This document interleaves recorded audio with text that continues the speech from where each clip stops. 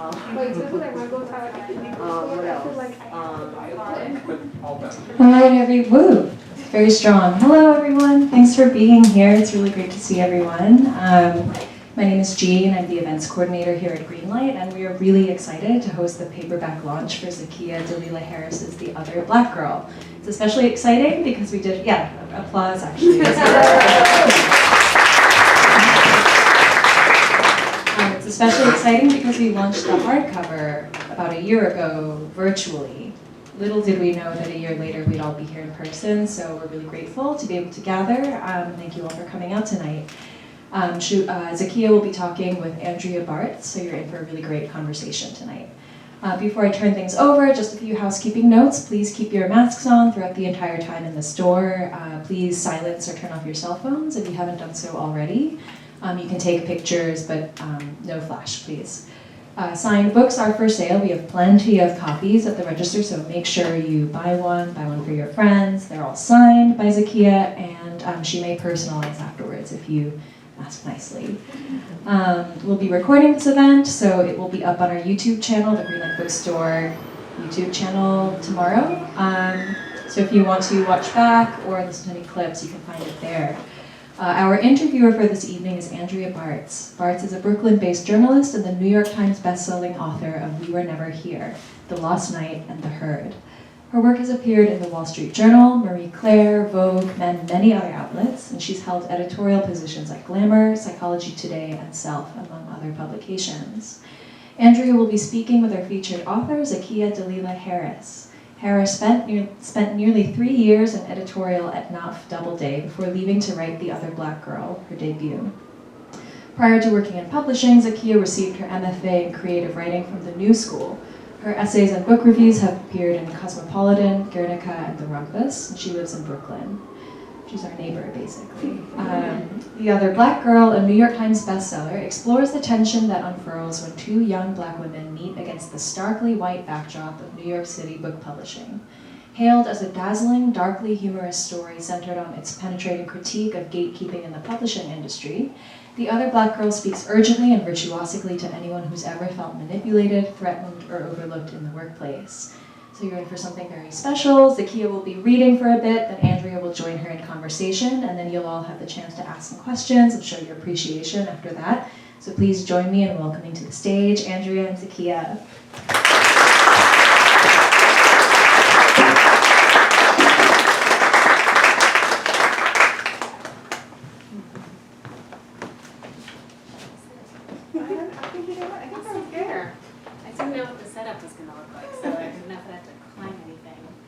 Too high. All right, mic on. Mic on. Alert me if it's not working and or if I have lipstick all over my face. No, that's great. Thank you guys so much for coming. And a huge thanks to Zakiya for inviting me to do this. I loved her book. I was very lucky to get an early copy, and it has been such a delight to watch it soar. But as mentioned, we would love to just start by hearing a little bit of it in your own words if you do treat us to a reading. Yes, absolutely. First, I want to say thank you. Andy and I met, I think in late summer 2020 when you emailed me about the Authors for Black Voices fundraiser that you guys are doing. My book hadn't come out yet. I didn't have galleys. I didn't know what the cover was going to look like. But it still was great and wonderful. And we met for ice cream last year and talked about just publishing stuff. And I'm just so honored that you're taking the time to do this with me today. And I'm really excited to be here because this is one of my very favorite bookstores. My husband and I went on our second date here when we first met, so it's very special. And thank you all for coming. So I'm just going to read from the prologue. I'm just going to hop right in. I mean, Jean said a little bit about what it's about, and basically all you need to know is it's about 4 black women who are all working in, or have worked in publishing, and are figuring out what it means to be black in these white spaces. And the prologue is from a perspective that is unnamed in this case. December 1983. Oh, nice. Thank you. Sit up a little straighter. December 1983, Grand Central Terminal, Midtown, Manhattan. Stop fussing at it now. Leave it alone. but my nails spun my scalp anyway, running from front to back to front again. My reward was a moment of sweet relief, followed by a familiar flood of dry, searing pain. Stop it. Stop it. I'd already learned that the more I scratched, the more it resembled the burn of a bad perm. A bad perm that had been stung by 50 wasps and then salved with moonshine. My small opportunity for reprieve would come only after the train started moving, when I could finally close my eyes and take comfort in the growing distance between me and New York City. Still, I continued to scrape at the itch incessantly, my attention shifting to another startling concern. We weren't moving yet. My eyes darted to the strip of train platform visible through the open doors, my mind moving faster than I'd moved through Grand Central Terminal just minutes earlier. What if someone followed me here? Slowly, carefully, I raised myself up to check. On the left side of the car were a young brunette mother and her baby, clad in matching, itchy-looking red winter coats with black velvet lapels. On the right was a gray-haired, greasy-looking man with his forehead smashed against the glass window, snoring so loudly that I could almost feel the train car shake. We were still the same four we'd been when I ducked into this car 5 minutes earlier. Good. I exhaled and sat back down on my hands, willing the wave of mild relief that had washed over my brain to wash over my heart, too. But the latter organ hadn't gotten the memo yet, and a sudden flash of a shadow passing by the open door set my brain off again. Did anyone see me get into the cab? What the hell am I doing? What the hell are they doing? I shook my head and crossed my legs, my nylon scraping against one another like 2 black pieces of sandpaper, the round toe of my too tight heels rubbing the bottom of the seat in front of me. I hated these tights and these shoes and this pea coat I'd thrown on in the dark. I hated how stiff my entire body felt. Cold, numb, like it had been dipped in a tank full of ice water. But I could fix all that later. What concerned me more were the things I couldn't name. The things that were causing me to buzz and burn and want to flee not just my home, but the tightening constraints of my skin itself. There was the sound of a bell, followed by a calling voice. A male voice. It took me a moment to realize that the shadow I'd seen passing by the door belonged to the conductor. He was in the back of my car now, working his way up to the front. "Sir," he was saying in a polite attempt to wake the snoring man for his ticket. "Sir." I fumbled nervously for my shoulder bag. I knew I had enough money on me. Before sneaking out of my apartment, I made sure to grab the savings from that torn pair of polka-dotted panties I kept hidden in the bottom of my sock drawer. But now I was here, about to get going, and I still didn't know where I was going to. I'd meant to make small chat with the brother driving the taxi, flash him some teeth in the rearview mirror the way I used to do before everyone knew my name, see if he knew any parts of upstate New York that were particularly cordial to our kind of people. But my mind had been too fixated on what had sent me running in the first place. What I'd overheard her say to him on the phone. "Amani says it's not supposed to burn." I uncrossed my legs as I considered how long I could stay missing. Judging by how hard my name was being dragged through the papers, it wouldn't be difficult for anyone to believe I'd want to take a break from the spotlight. But how long would they leave me alone? How long would they be kind to Trace before demanding answers? They weren't going to let me off the hook that easily, not after what I had done. All those careers jeopardized, a note slipped under my door in the dead of the night by a black writer I'd idolized for much of my youth. You couldn't just let things be? More burning, more searing pain.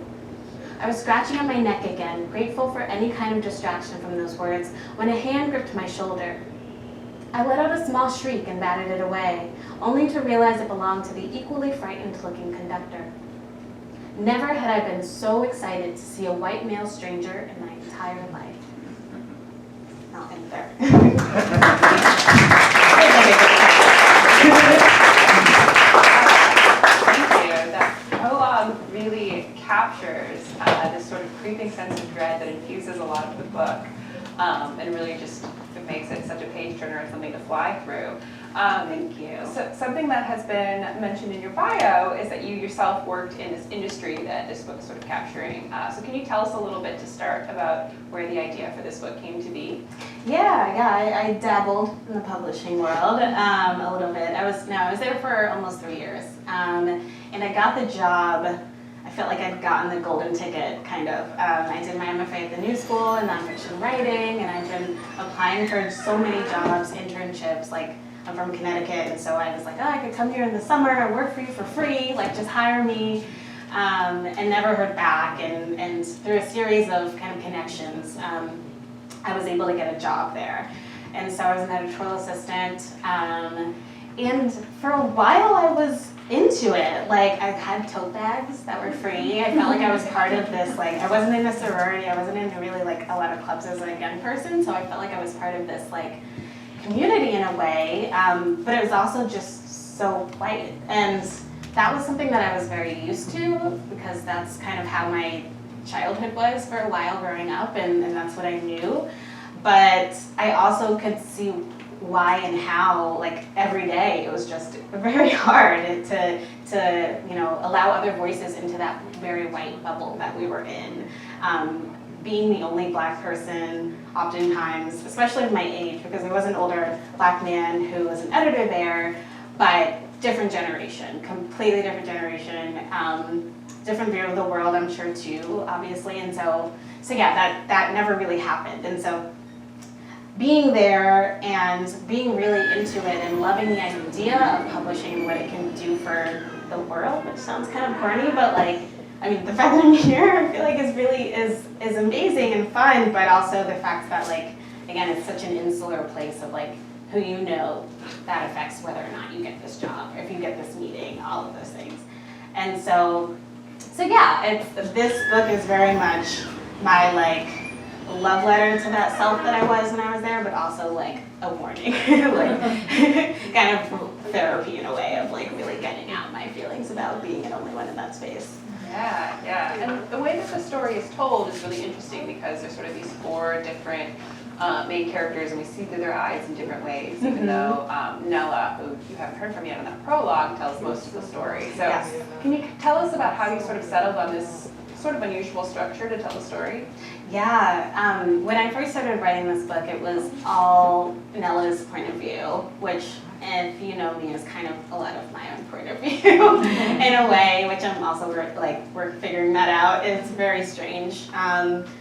But again, my experiences of being an only, when I was doing my MFA, I want to go back a little bit, because I was writing essays when I was doing nonfiction. I was waitlisted for fiction, and just following the nonfiction track, but I was writing kind of essays about things I hadn't really thought about until like I was 21, 22, and so like, I mean, the city was, I had moved to the city in 2014, and so the city was a very different time then, obviously. But I mean, Eric Garner had happened, Philadelphia Steel had happened, like, I was experiencing those things, seeing protests happening, and wondering why I didn't feel the desire to like get out, like where was that fire in me? And really looking back on that time of like being asked to play a slave in my 4th grade class. It was Phyllis Wheatley, so like it wasn't just any slave, but like I still was like tapped, and the other Black kids were also playing famous Black people and Black History Month plays. And so those kind of things that I really didn't think about a lot as a young person, and getting older and being like, oh, that was weird, but also what could have been done? Like, would you want a white person playing that role? I don't know. And so a lot of those questions too are ones that like Nella and Malika are having, like, oh, this this hoodie incident with Gap or whatever is like so problematic of putting this Black boy in a monkey hoodie, but like, where's the Black person who was working there to stop that from happening, but also is that their responsibility? Like, all of those hard questions really went into this book, and at least I wanted them to be there and be present, and there were no answers. And so that's kind of where Nella's voice came from. But then when I was writing, rereading that draft, I looked back and was kind of like, being in Wagner Books, which is the very white office that Nella works in, is so suffocating. Like, even writing it, I was like, oh, this is awful.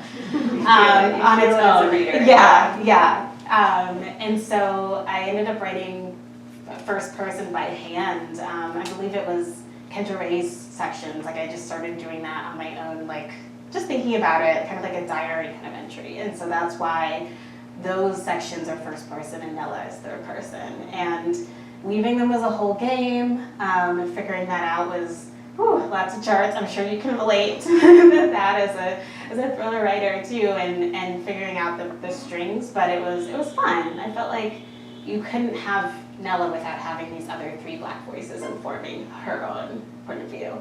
Right, yeah, it really sort of challenges the reader to like zoom out from just this one story to like what is this saying from a broader perspective, which is cool.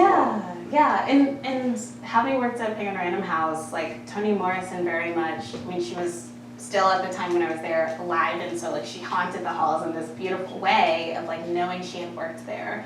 That was very inspiring, but also knowing how hard it must have been for her. And so Nella has that too of like looking back on the two other older Black women in this book, Kendra Ray and Diana, who were also involved with her publishing house about 30 years earlier. And you know, what we do when we romanticize, and also kind of erase what the hard parts about it, and we just kind of think, oh, I can do this. And I don't think I was that naive as Nella was, but I think I want to be, because that feels better, right? Of like, oh, they did this, so I could do this, but in reality, it's not that great. Sometimes we haven't made that much progress in a lot of cases. It's not as shiny and sparkling 30 years later as you'd like to tell yourselves. Yes. Yeah. Corporations like to tell themselves that too. Yeah, that's very true. You mentioned kind of the relationship between Nella and Malika and how they are, discussing some of these issues, and like their friendship is really important, and it's one of the really kind of beautiful things in the story. And something I loved about The Other Black Girl is that so much of the thriller genre and the horror genre, I would say, is about sort of like a primary romantic relationship, right? It's about that the family and their house is haunted, or it's about a woman who, she's a widow, or she's obsessed with her ex-husband, or whatever. It sort of is centering these romantic relationships. And something I loved about this book was that it really was about these platonic relationships between women, between coworkers, between friends, between frenemies. So can you talk a little bit about that and these relationships between women? Yeah. That's really interesting. I hadn't really thought about that, but you're so right. And I think for me, I mean, I have a few Malikas. Like she, like many of the characters in this book, are based on kind of amalgamations of people that I've known and conversations that I've had. And Malika for me, like I found my Malikas when I was in college, really. That was when I found my first like Black sisterhood of quirky, awkward, kind of misfit, amazing, badass Black women. And so that was very inspiring for me. It was my first kind of example of seeing natural hair like up close, because both my mom and my sister were relaxing their hair as well for a while. And so that's where a lot of that came from. And I really wanted to have that safe space, this place where Nella can just be her insecure self and question everything. And Malika, I hope, stands in for the audience in terms of like you in trouble, girl, like get out. But seriously, and she also, Malika is kind of another version of what Nella could have been, because she's also she's not from New England, but she is from the South, but she was her own kind of Oreo in a way, in her words. And so I wanted to have these kind of, with all of the women, this kind of grid of just different kinds of Black women, and like how would Nella, like what would it take for Nella to become like Malika? What would it take for her to become like Hazel, become like Kendra, like all of these kinds of things, and what are their young lives like? How do their young lives influence who they are in the present day, if that makes sense? And so yeah, she was that, but then also just like I hope comedic relief. Like she was probably the most fun part to write throughout this book, because they were at the bar a lot, and not a lot, but like a decent amount of time. That was COVID.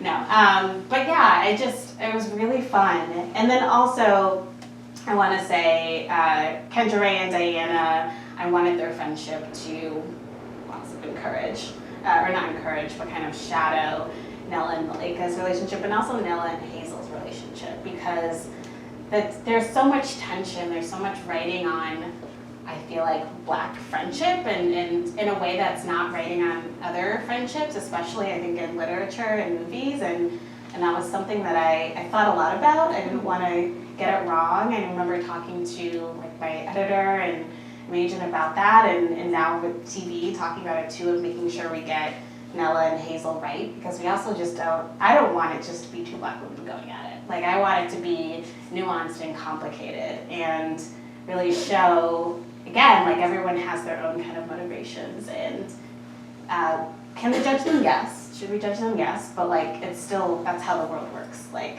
right. It's messy. Right. It's right. messy. These are such like, complicated characters with a really complicated dynamic throughout that also is shifting throughout. And something I noticed was that as I was reading it, I started and I was like, ooh yeah, we're in for a thriller. And then certain pages, you're like, wait, this is kind of a comedy. And then other pages, you're like, is this horror? And like, as you're reading, you're just going through this whole journey of sort of different genres in the book, taking these unexpected hooks and twists and turns. So can you talk about like how that happened and how you sort of handled blending all of these genres? Yeah, it was kind of an accident. It was kind of like not an accident, but kind of like when you're cooking, you're like, oh, I'll just like throw this in here because I like this, and then you kind of hope it's gonna turn out okay. Because when I started out, I had this idea, and it was just two Black women, white workplace, shit gets weird. Like, that was the only thing I knew. I knew there would be a thriller horror element, because I love like the Twilight Zone, I love the Stepford Wives, I love Get Out, obviously, which also I was thinking there's the romantic relationship, but also that friendship is what really makes it so fun, to your earlier question. But yeah, so I was really taking all the things I love and reading and movies and film or TV, and so that was really kind of just my MO, and hoping, it turned out okay. And of course, revisions. Like, that was my biggest concern going into revisions, was making sure that thriller aspect was still there, that page turner element. Because again, while I knew how the end would be, I knew kind of the trajectory, but I hadn't quite been studying thrillers in the way that like now I am. I'm really enjoying it. And I knew that I wanted something that would just feel very urgent, but also feel important and realistic and grounded in our world, until suddenly it's not. Because that's what I love to read. Right, just like pulling the rug out from under us. Yeah. Can you talk a little bit more about craft? Like you said, you knew the ending at the beginning. Like, are you an outliner? Are you like a write every single day kind of person? Like, what is your approach to writing a book? Yeah, I wish I were an outliner. I think I'm becoming more of one now. Now that I'm looking back and thinking about, oh, this might have been easier. But who knows? Like, I think hindsight is always 20/20, right?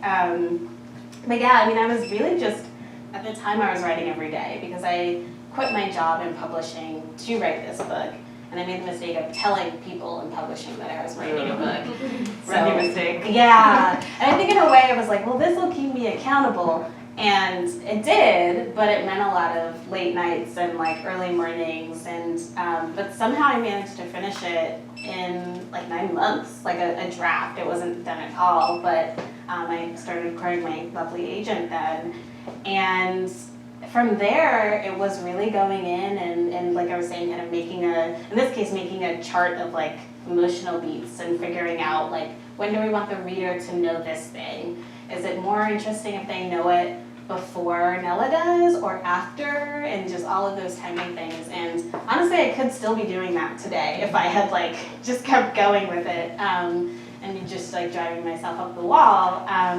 But I found it really fun, and again, it makes me have so much respect for like writers like you and other amazing thriller writers, and like just thinking about Gone Girl and All Our Little Secrets by Wanda Morris, and like, and we can talk about other books later, but there are just so many great books that are doing that, and I think that I hope that there is the fun part, but also still something to chew on too. Yeah. And I wanted to have a nice balance. Yeah, some real substance as well.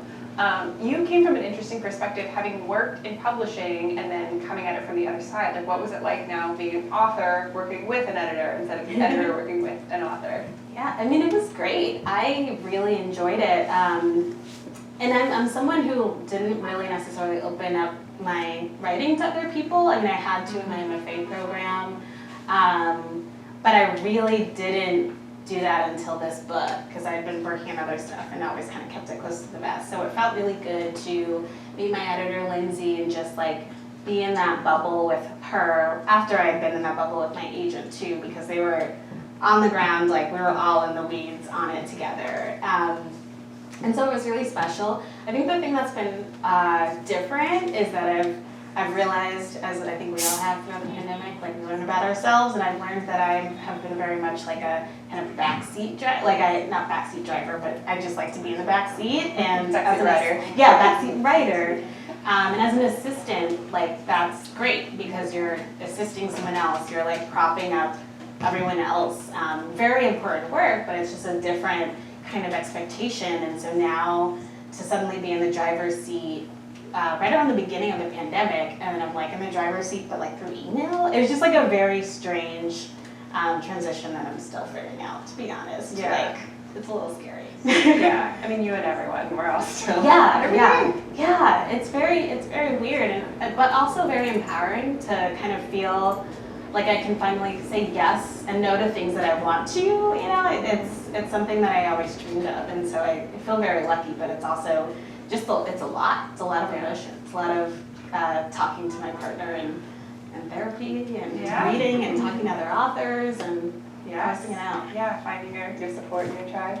Yes. Something you very casually mentioned before is that you were waitlisted for a fiction MFA program. Yes, I which, was. How delicious, and here we are now. I did an event for them last year too. I think I mentioned it, but So good. Can you share for us, we all just need more like moments of joy in our lives. Can you share for us what it was like the moment that A, you learned it was going to be a Good Morning America pick, and then B, you learned that it was on the New York Times bestseller list?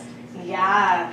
Oh, I love those questions. Yeah, I mean, I have to say I had gotten some like not so great family news right before the announcement of GMA. So it was like a very, like to be completely honest, it was like a very like kind of a trip, but amazing. And the family news ended up like it wasn't terrible, but it was still like just, you know, the way again pandemic highs of like, oh, you're like in your space and like news just comes out at you and you're like, how do I feel? Because you're not really around other people. But I have to say, I mean, I was terrified, but once I got to meet Robin Roberts at Honey Hair Salon in Harlem, she's so tall and she's fabulous. She's beautiful and the sweetest she seems. And we just like had a conversation in a hair salon in Harlem and talked about hair. And she sent me a picture of her reading the book and looking terrified in the pool. And it was just like, it was a full circle moment because I grew up watching her before I went to school every day to be closely unified. No, just kidding. I did love my elementary school. It was just very complicated.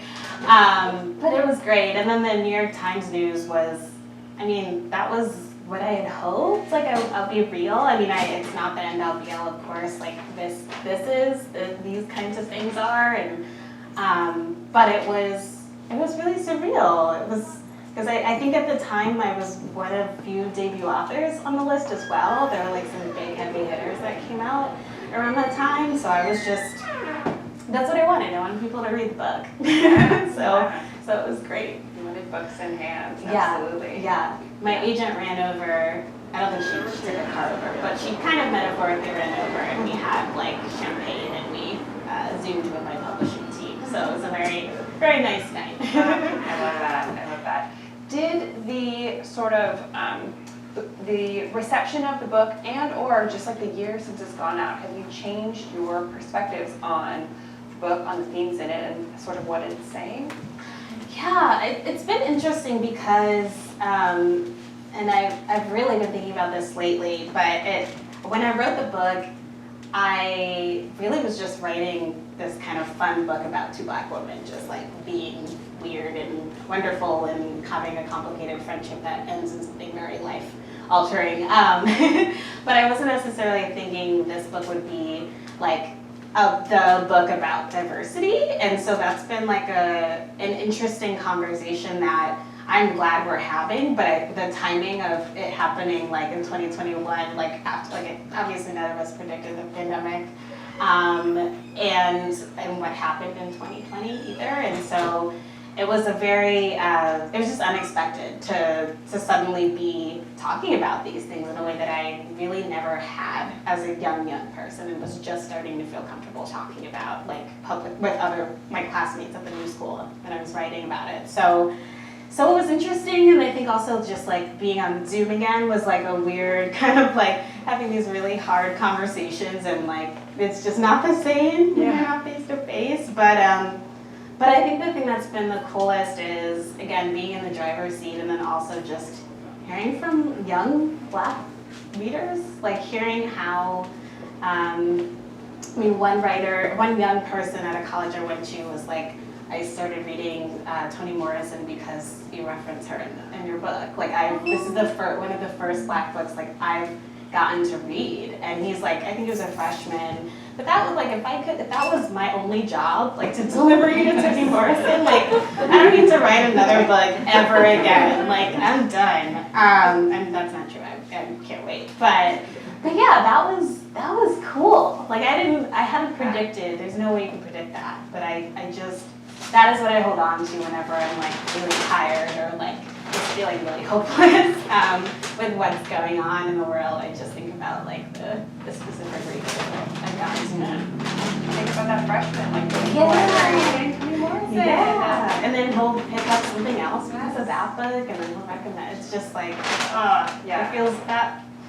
I'm gonna like tear up, but I won't. Next question. Very cool. Well, next question is, what are some other books that you feel are kind of in conversation with yours? Yeah, I did a really great panel on Saturday, the Bronx Book Fest, with Matteo Scarapore, who wrote Black Buck. Highly recommended. It is fun. It is wild. And then also Friday Black with Nana Kwame. And it was just also just his book's amazing. Story collection came out a few years ago, but will sadly I think always be relevant. But both of these books kind of play with humor and satire in a fun way that's also very poignant and important. And they're just both great writers, great people. All Our Little Secrets by Wanda Morris, so good. Kind of like, I think they're billing it as, not billing it, the publishing brain, but like the firm, but with amazing cast of, main leader of one really badass Black woman who finds her white coworker dead, who she's also having an affair with. That's not a spoiler, but it's a very fun summer read. And then Kelly Garrett, author of Like a Sister, mystery novel, a young Black woman figuring out what happened to her estranged half-sister, who was a reality TV star and like she got dead in the park. Also not a spoiler, I think it's on the copy. But it's so good. There's so many great books by Black writers, Black thriller writers that are coming out this summer, and it's really exciting. And I also would say Passing by Nella Larson, like that for me was a big influence, and Sula by Toni Morrison too. And The Stepford Wives. I love that book. It's so good. Yeah, It's so good. that one came to me too. Some very exciting things are happening with Hulu and this book, so congrats on that. What Thank can you you. tell us about the adaptation? Yeah, so I am, what can I tell you? I am in, so we have, I know things are going to be shared, but things are moving in a really nice way. We are working on finding the writer's room right now, and it's going to be dope. It's going to be so cool.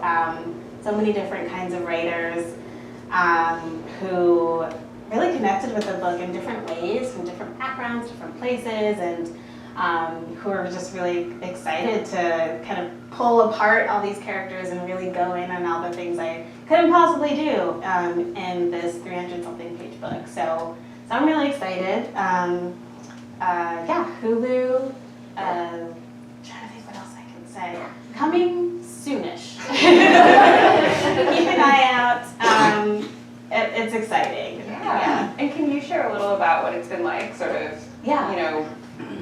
seeing this turned into something else, and like you're involved in sort of the writing process as well, right? So like Yes, you're I trying should to have said get that. TV writing. Like how has that been? It's been really cool. I mean, I've been learning. I've been co-writing it. I co-wrote the pilot with Rashida Jones, which was a long process. She's wonderful.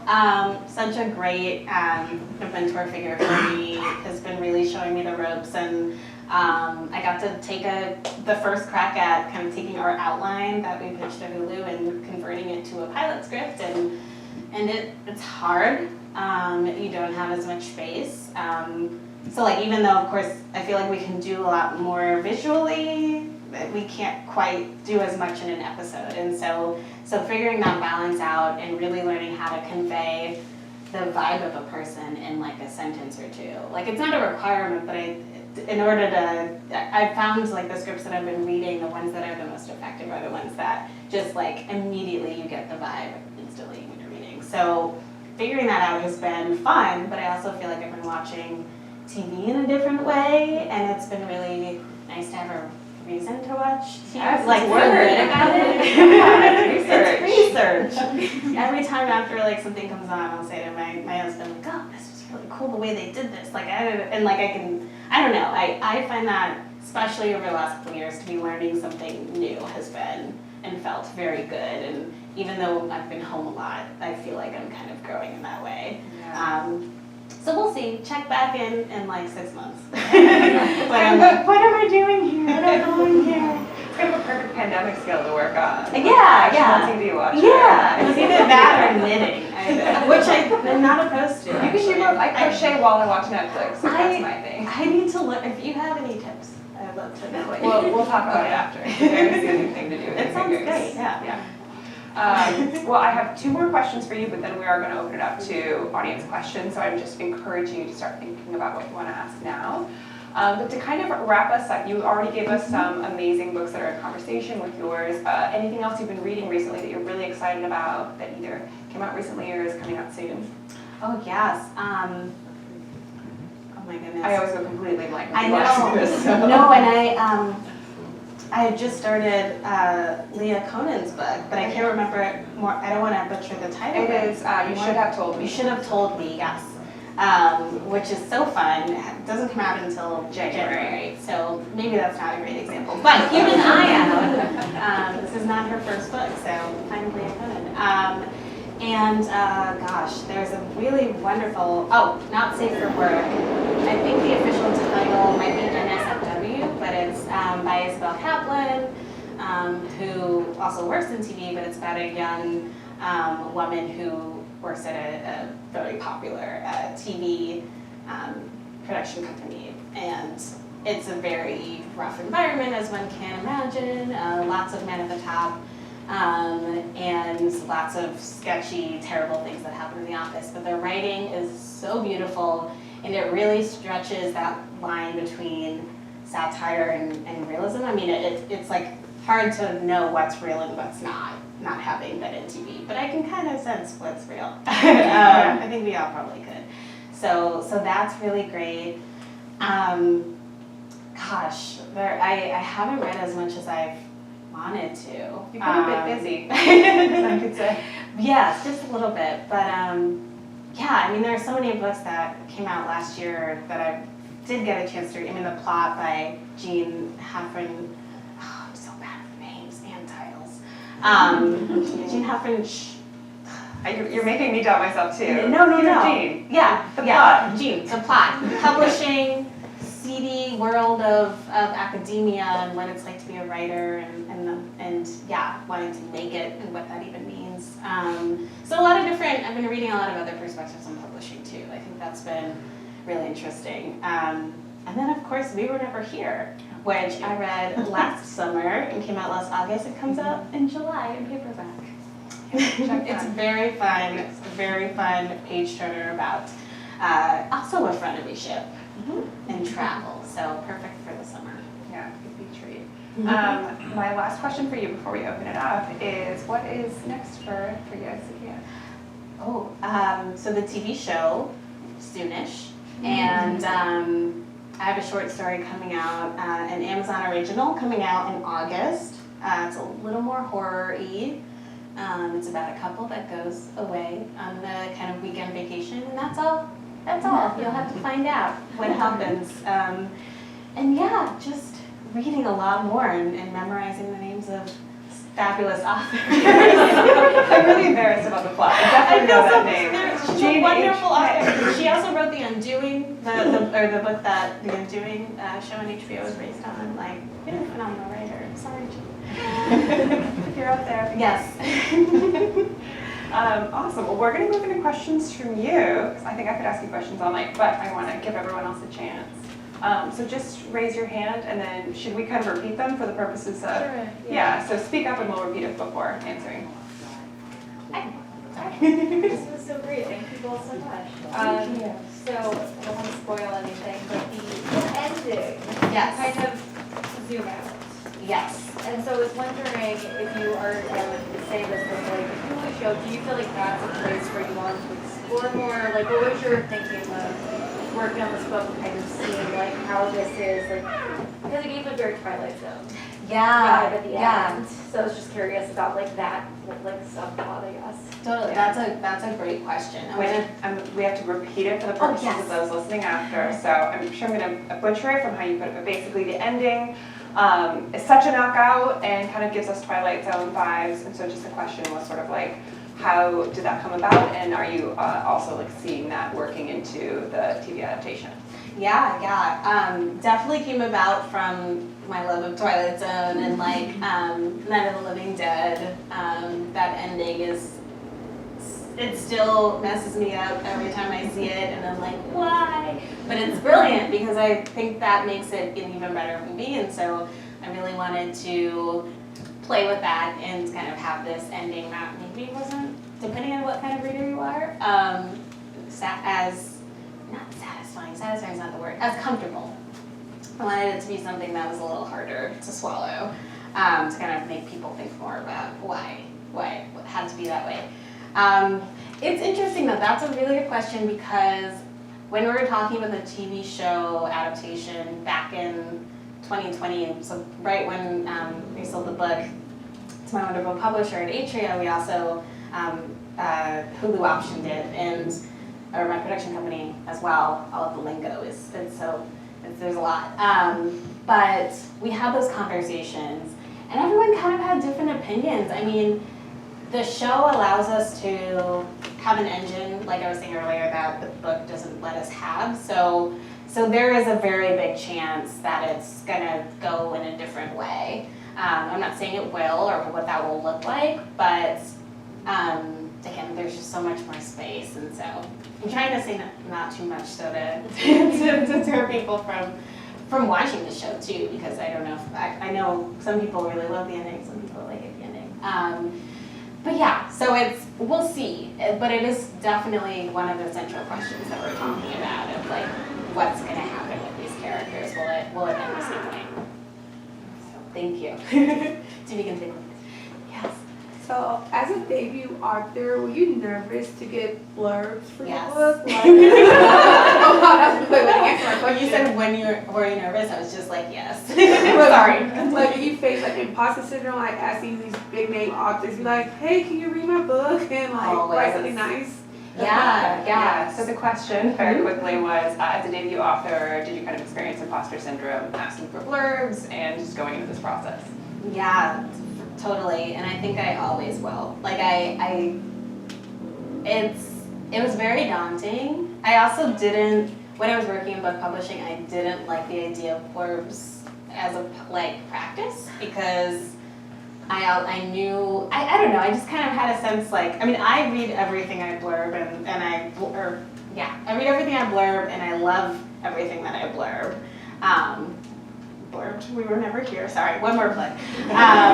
So good, and so that's important to me, but I don't know necessarily if that's the case all the time, and so I kind of, back then, was taking everything at face value in a way, and so I already had this kind of weird idea of what blurbing meant, but now I feel so grateful to the people who took the time, because I know for me, because I want to blurb everything I love, I want to have time and like sit and really have, like be able to sit in that book. But I still have that imposter syndrome. Yeah, that's my long answer for this, because I think that, I don't know, like I was saying earlier, I have this very a huge inclination to always kind of just be in the back seat, just to be kind of like, okay, whatever. Like it's I still haven't quite processed the fact that I have a book out. Like I have processed it, but it's still something I'm like, this doesn't happen to us that often, you know? Like it's so rare.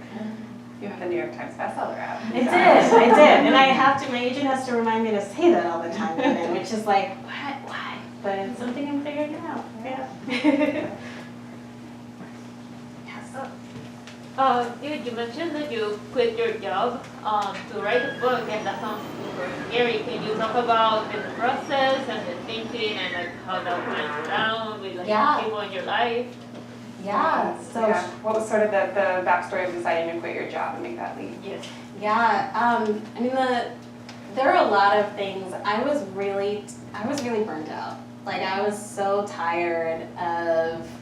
I was tired of my position, and I got promoted, and then to assistant editor instead of editorial assistant, and that's a big thing. And I was still tired, and I knew it wasn't necessarily the job as much. I mean, it was the job, but it also was me, and I felt like I had this idea kind of come to me at a time when I felt like I was at a crossroads, like with that new responsibility.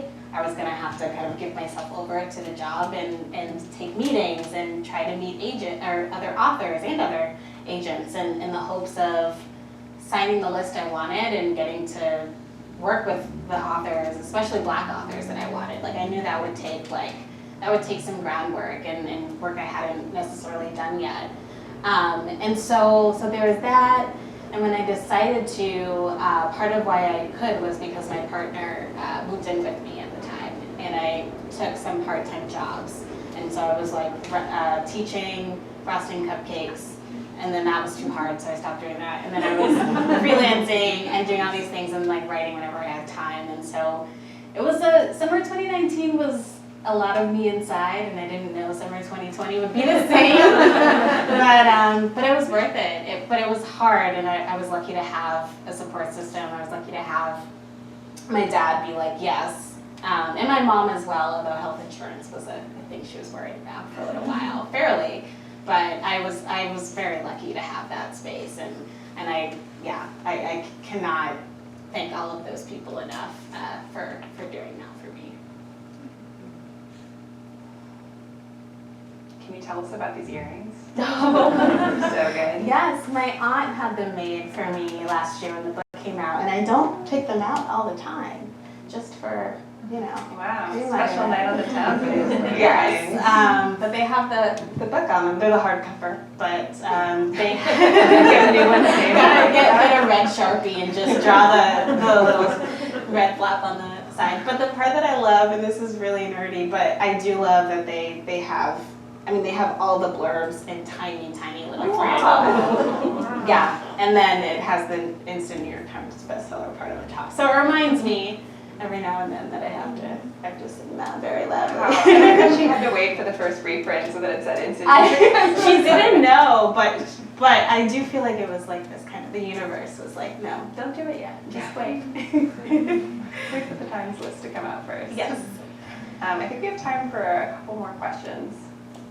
I'm curious, hello. I'm curious, do you have like a group of writers that you kind of write and exchange work with? And did that change from like when you were starting to write the book versus after the book came out? And what's your writing community like?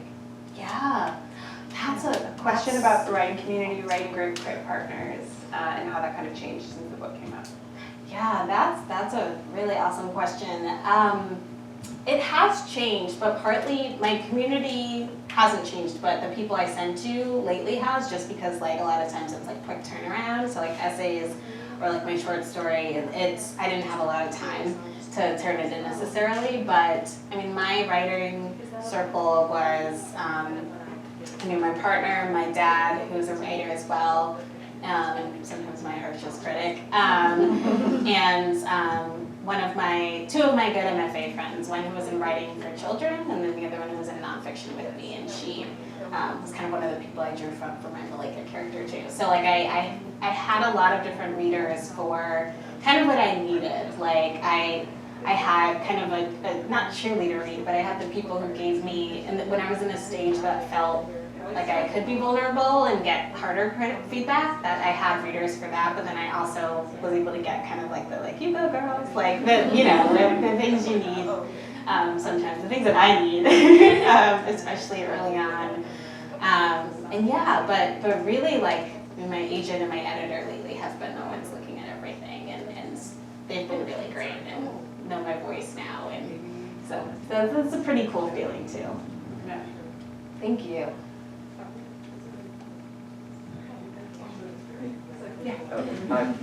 I did think that some of the parts where Nella was reflecting on like the workplace sort of environment experience did kind of read like mini essays, so I'm super interested to find out that you did nonfiction MFA, and I was just curious if you imagine sort of that nonfiction voice will continue to be present in any future fiction that you write. Ooh. That's a hard question to sum up. I would say that some of the sort of reflective parts of the novel felt like essays, and so having this nonfiction background, do you feel like that's going to continue with your future books, this sort of essay element? Yeah, I mean, it's funny because I actually hadn't written essays about my time in publishing. I had written about kind of Nella growing up in those white spaces and her kind of natural hair journey. But I think the short answer is not really. I mean, I put a lot of myself into this book, partly unintentionally, and I don't really want to do that again. I'm very excited to explore kind of other avenues, but I do think that's kind of my voice though, in a way. It's hard to kind of separate that out, so I do think, I don't know, I do think I'll be making a point. Like, how do I say this? I think there'll still be, I still want there to be a message. Like in everything I write, I want there to be a message. But I don't think it'll necessarily be as tied to me personally. Like I'm excited to learn more and read beyond myself and kind of just explore other worlds and other personalities. But that being said, it's still going to be Black people. So that's the plan. Yeah. Great question. I think we have time for one more. Take us out? What was the response like from your former colleagues about the book? Oh, yeah. I love that The question. response from your former colleagues for your book, yeah. Yeah. That's a good question. I mean, so we did send the book to both of I worked at 2 imprints, and we sent it to both imprints. And partly out of a courtesy, like I think we kind of all knew it was like, oh, this is kind of a strange thing, haha. Nervous laughter. Yeah, like nervous laughter. But they received it super well, and like we had really good conversations in both places. And the thing that was really interesting with that, and then also everywhere I went, was the kind of like, yeah, but you got publishing right. We are like this, ha. And like, it's like, I mean, not literally like that, obviously, but like, it was just kind of this, I know this person, I know that person, and I think can be the most frustrating thing, that it's like, well, if we all know this, then why? I mean, this was, again, this was after American Dirt, though, which, so it was I think that had kind of set the tone in a way that I wasn't expecting at all. And yeah, but it was good. It felt really cool though. I will add this as the kind of punctuation, I guess, to this answer, is that I went back to my publishing house. I went into the building with my agent when we were meeting with editors, and like saw all the security guards that I used to say hi to, and like the people working at the front desk, and they're like, wait, you used to work here? Yeah. And then I went up in the elevator the way I would go every day for a few years, and to be going in as an author was like the thing that I had always dreamed of. So that was a really cool full circle moment for me. Amazing. Well, can we give Zakiya one more round of applause?